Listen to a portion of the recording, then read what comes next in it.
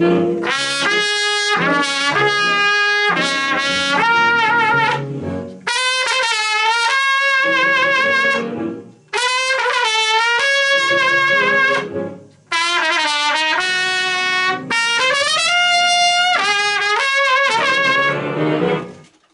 afternoon, everyone, or to be more precise, Happy Thanksgiving Day.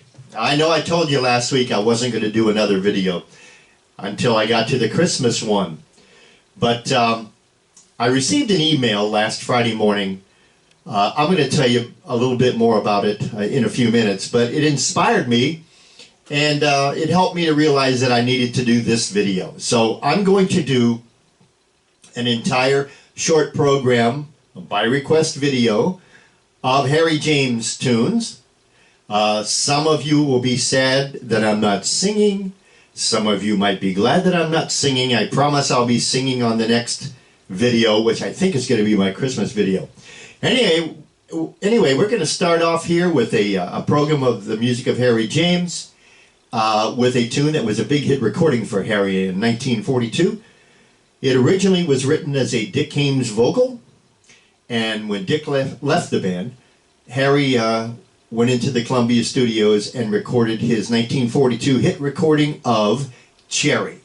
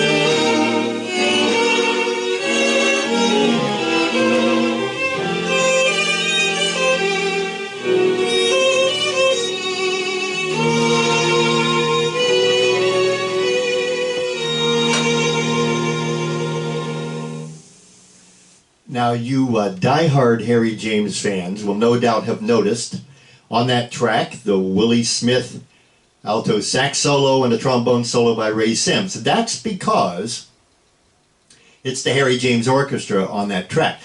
That is, I've used a few of these over the last several weeks. Those are tracks from a recording called Charlie Barnett Presents a Salute to Harry James. And Charlie Barnett had nothing to do with the album. In fact, he didn't even know that his name was on the album until some years later. But it was the Harry James Orchestra, the trumpet section. If you can imagine, John Audino, Ollie Mitchell, Nick Bono, Bob Rolfe, and Ray Lynn. And the trumpet solos on the album were done by Rob Turk. I'm going to be playing a Rob Turk arrangement here shortly. But anyway, I came across some of those tracks from that studio session without Harry James, so I like playing along with those. Now, let me tell you why we're doing the Harry James bit today. I received an email last Friday morning from a young man, a 14-year-old trumpet player down in Chiefland, Florida. Now, I grew up in Miami, and I seem to remember Chiefland as being, it's in central Florida, a little bit west of Ocala and Gainesville. And I remember it was a big area for growing oranges, huge orange grove area. I don't know if it's still the same, I imagine it is. But anyway, I received this, this email from a young man named Tyler Hill. Now, it just so happens that his father introduced him to Harry James at a very young age. And it struck a chord in my heart because I was 14 when I started playing the trumpet, and my father introduced me to Harry James right away, musically, through his records. And so Tyler is, in fact, he told me, and I'm not offended by it, that he skipped past the vocals just to get to my Harry James salute every week. So I decided, Tyler, I want to do an entire program here of Harry's tunes, and Tyler requested this next song. This is a song that was a big hit recording for Harry James and Helen Forrest in 1943, and Harry actually recorded this song 4 times in his career. And he recorded it in 1943, again in 1954, and in 1970, and again in 1983, shortly before his death. And so I'm going to play, using a Nelson Riddle arrangement, I Had the Craziest Dream. And this is for you, Tyler.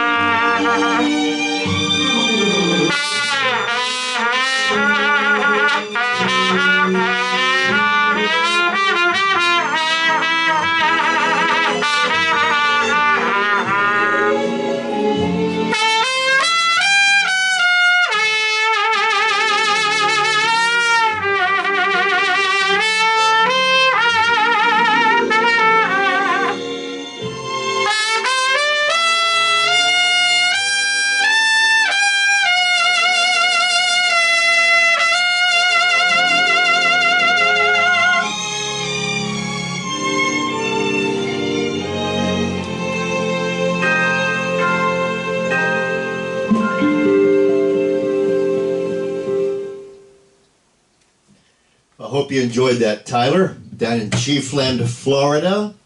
I spent a lot of time in Ocala in my younger days. My mom and my stepdad lived in Ocala. They're in Fort McCoy in the National Forest. Anyway, thanks so much, Tyler, for the request. And this is when I'd like to do my Harry James commercial. Probably be the first of two today.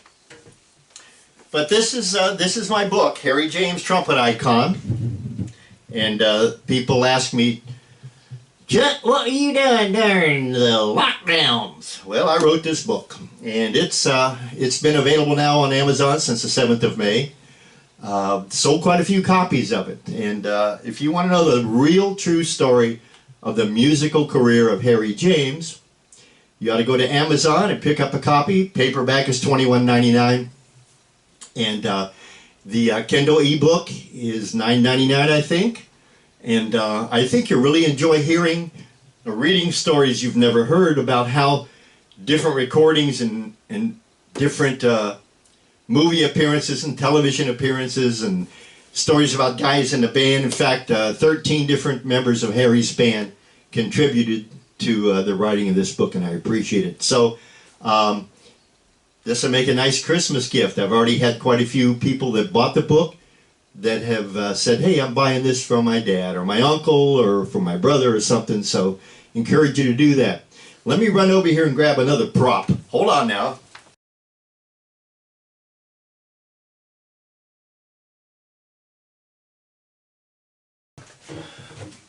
This next tune comes from a recording in 1965. It was recorded in September of 65. And it's called The Ballads and the Beat. This is when Harry was recording for Dot Records. And the idea of this concept album, it's kind of a short album. It's only, I think, 27 minutes or something like that. But one side was dedicated to tunes with a more modern beat. There's some Latin tinged arrangements on it, some rock style, or rock for what it was rock in 1965. And then the other side of the album is dedicated to ballad performances.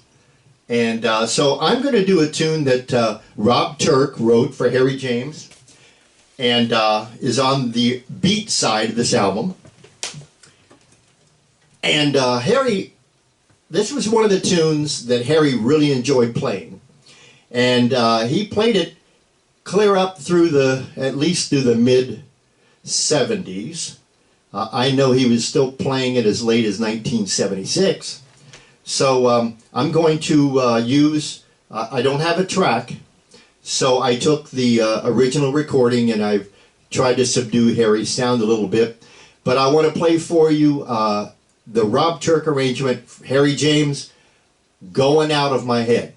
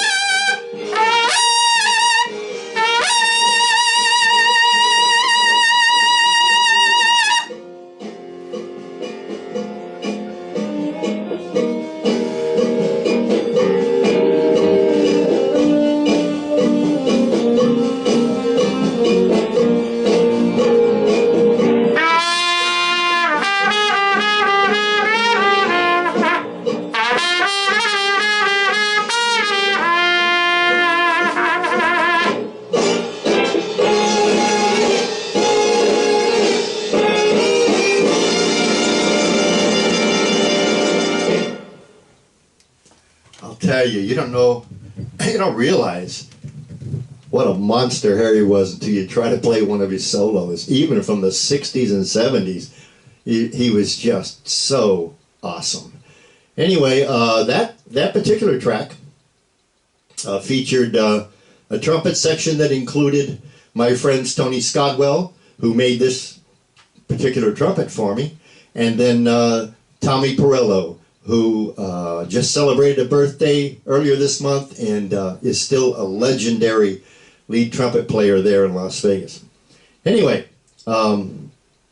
here's a tune that, this is, you talk about, sometimes we talk about near misses. This is a song that was written by William Rose and Edward Eliscu back in 1929. And I think it was recorded by Ruth Edding and a whole bunch of people, but never really had achieved any giant status as a standard until many years later. And it was written back in the mid-40s, early to mid-40s. Harry James had several arrangers, including Jack Mathias and Gray Rains, and he also had a gentleman named Herschel Burke Gilbert. And he wrote for Harry for almost 2 years, and then went on to become a legendary arranger in the movies, 20th Century Fox, I think, particularly. But his job with Harry was to write the ballads that featured vocalists and lush string passages. And so he wrote this arrangement for Harry James, and in fact I believe there's an air shot out there, a radio remote, that featured Helen Ward singing the song. But Helen Forrest sang it with Harry James, and I have an air shot with that. And it's a shame, because I believe that if Harry James and Helen Forrest had been able to record this, and they weren't able to because of the recording ban in 1943 and 44.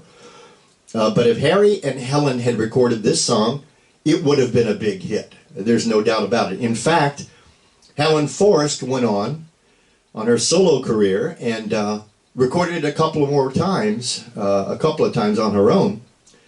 And in fact, her last album in 1983 was called Now and Forever, and she was singing better than ever.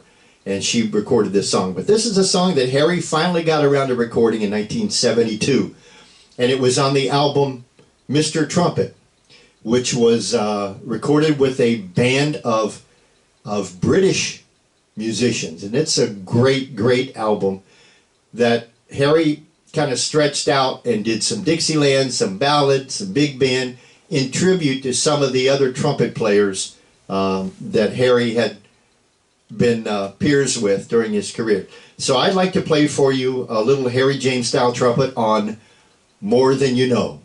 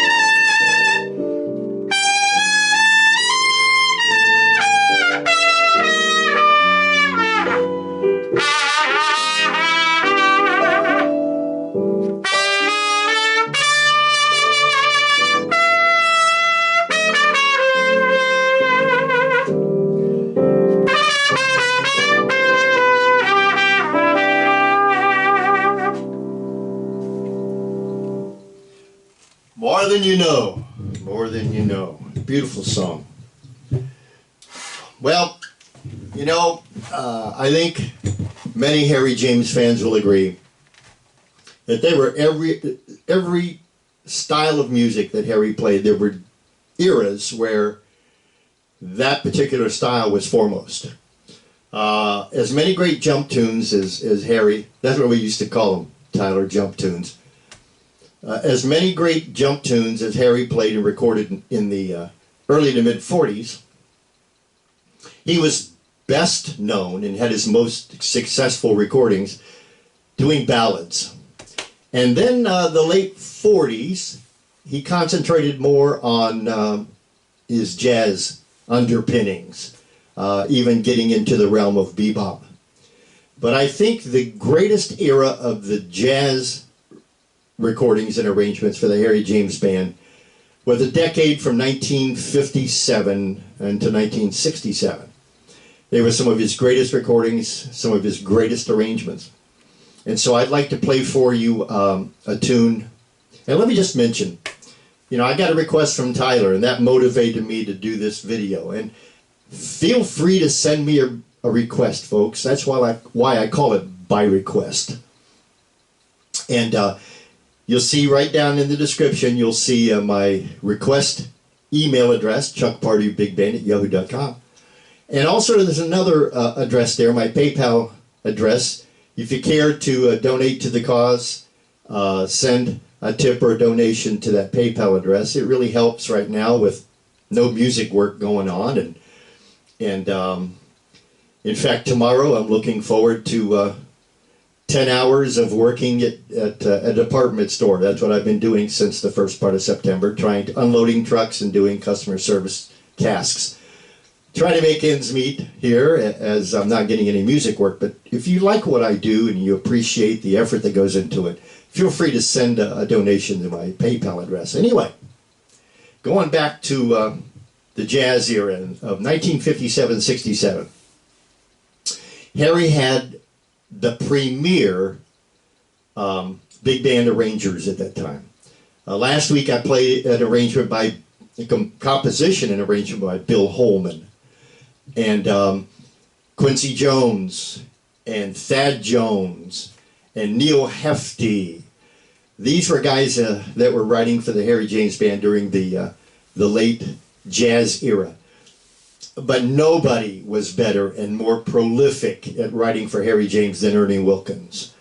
Ernie, he had that Count Basie attachment there, and so he brought with him an understanding of the ensemble in a Basie style. And so he began writing for Harry way back as far as 1954.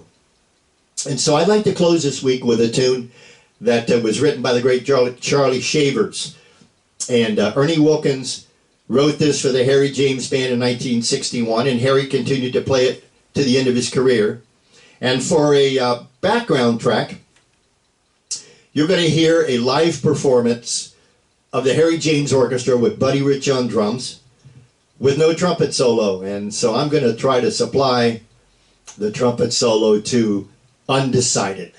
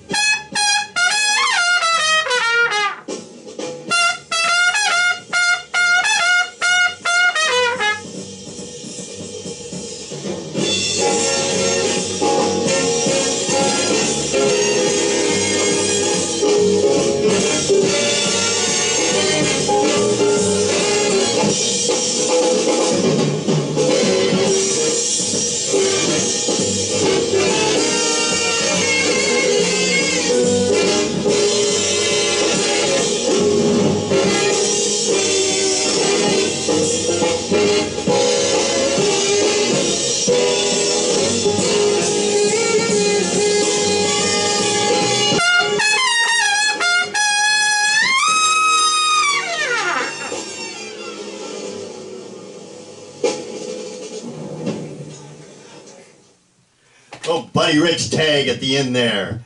Also on that particular performance, Corky Corcoran was featured on tenor sax. And I've always enjoyed this track because pianist Jack Percival quotes the old Dixieland tune At Sundown. In fact, as I'm recording this today would have been Jack's birthday, November 26th. Anyway, Tyler Hill in Chiefland, Florida. I hope you enjoyed this little program today. And I made sure to do this before I ate Thanksgiving dinner, so I hope you enjoy it.